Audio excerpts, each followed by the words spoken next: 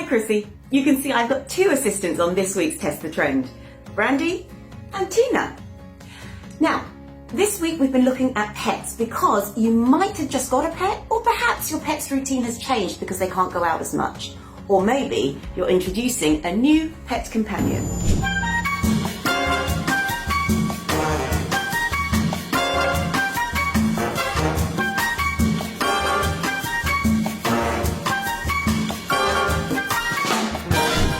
I caught up with My Cat in Northamptonshire and the Dog's Den in Bedfordshire for their top tips on introducing, socialising, exercising and training your new best friend. Hi, I'm Richard and my wife Nikki and I have a cat sitting business in Northampton called Mind My Cat.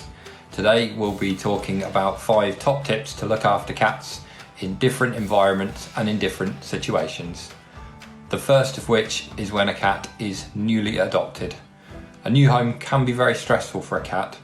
It's a difficult time. Cats are very sensitive, so they may choose to hide initially while they acclimatise to their new space and their new home.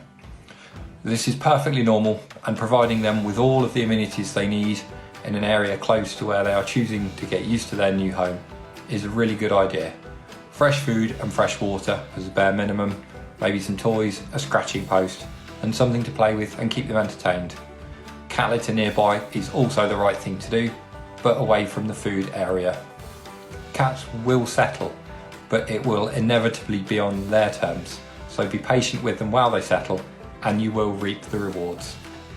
If you adopt from a rehoming service, get as much information as possible from that service around the types of food and treats and toys that the cat likes to play with. It will help them to settle much more quickly in their new home. Playtime.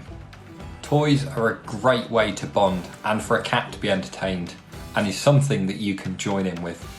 Lights and small animal toys are great fun. Having a selection and rotating that selection will keep a cat interested and entertained. Its curiosity will see it play with them for hours on end sometimes. We'd strongly recommend checking toys for anything that could break apart or present a choking hazard for a cat. Cats are also often entertained by items we might not think they would be. An old box, an old blanket, cardboard toilet rolls or ping pong balls can all keep a cat entertained for hours on end. Try it. A trip to the vets. Going to the vets is a really stressful time for a cat. Being in the cat carrier, being in a car, and being in the vets where there are new smells and sounds that they may not be familiar with and may not like. We'd recommend putting a blanket in the cat carrier with them, especially if it's one that they're used to sitting on and comfortable with, and maybe a toy as well. Use an old towel to cover the cat carrier, as it will help the cat when they are at the vets. It's important to respect the cat's space when they get back, as they may be distant from you, and it's really important to listen to the vet in terms of subsequent feeding and when to allow a cat to next go outside. Respect a cat's space. They will come back to you, but it's a very distressing time for a cat. Restricted movement. House cats or indoor cats tend to outlive their external counterparts, but keeping a cat active in times of restricted movement can be tricky, but it is possible. Separating food around the house and scattering some treats will encourage a cat to forage, as well as preventing food from being eaten too quickly. Having a cat hunt for food is a really healthy exercise and a good thing to do. If they are more used to going outside, be sure to leave them toilet options in if they're having to stay inside. Changing toilet habits can have a really detrimental impact on a cat, and it's important to be patient with them as they adapt to the change. If you get an Amazon delivery, try leaving a box in the corner. It may become a plaything for a few hours or a bed for a few days, but a cat's curiosity will see it play with it. Paper carrier bags can have the same impact, but remember to cut the handles off first. If they have a favourite window, try using a bird suction cup feeder on the outside. They can interact with nature, just without the possibility of any gifts. Outside socialisation. A cat able to explore and go outside will most likely be a happier cat, and they'll often show signs of wanting to go outside quite quickly. If they're newly adopted, it may be best to wait between 4 and 6 weeks to allow them to go outside while they get used to their new home first. It may be sensible to go outside with them when they first do start to explore. They may not wish to go far, they may just explore the garden, but being there, being visible and being supportive will help the cat. Having some treats will help, just as a reward and maybe an incentive to come back, but just let the cat know that you're there for them and they'll enjoy their time outside. If they wear a collar, having details on them is a really good idea, as well as having a microchip.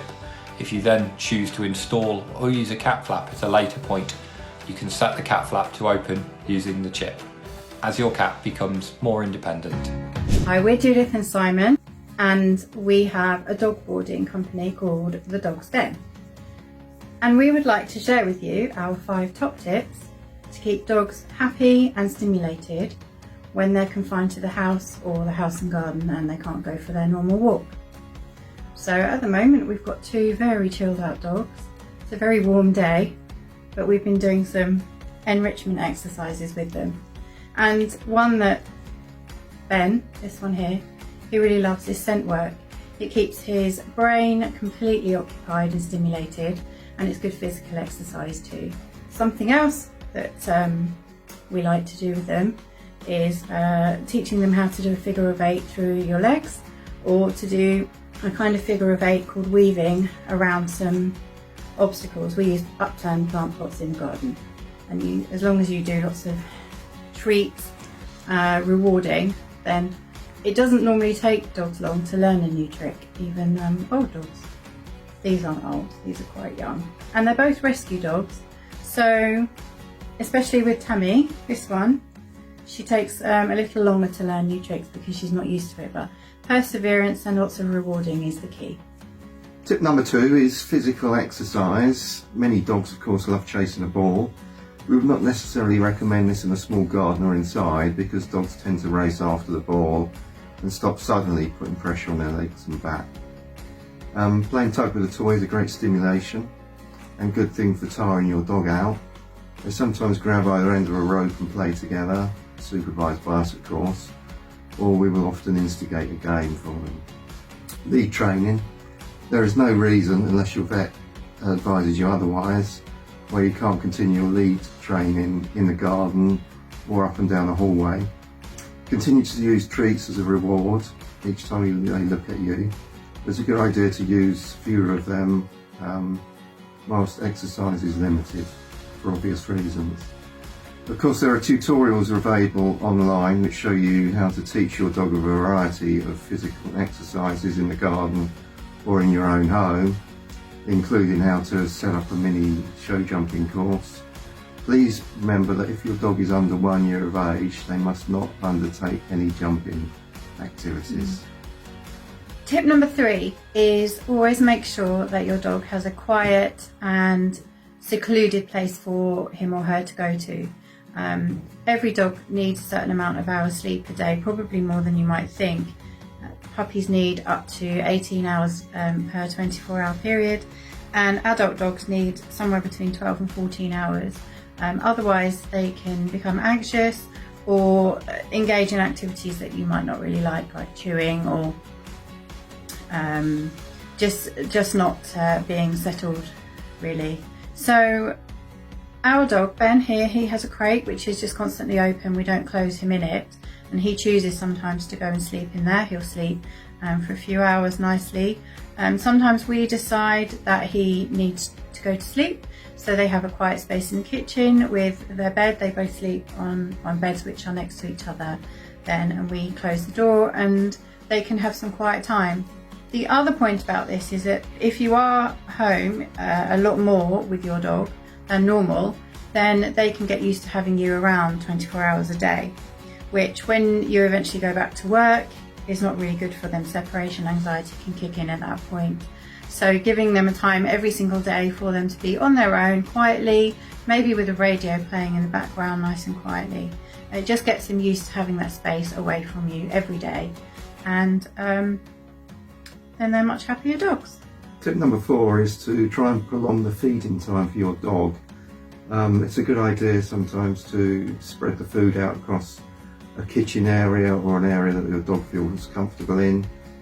He or she can then hunt around and find the food that provides not only physical but more importantly mental stimulation for them.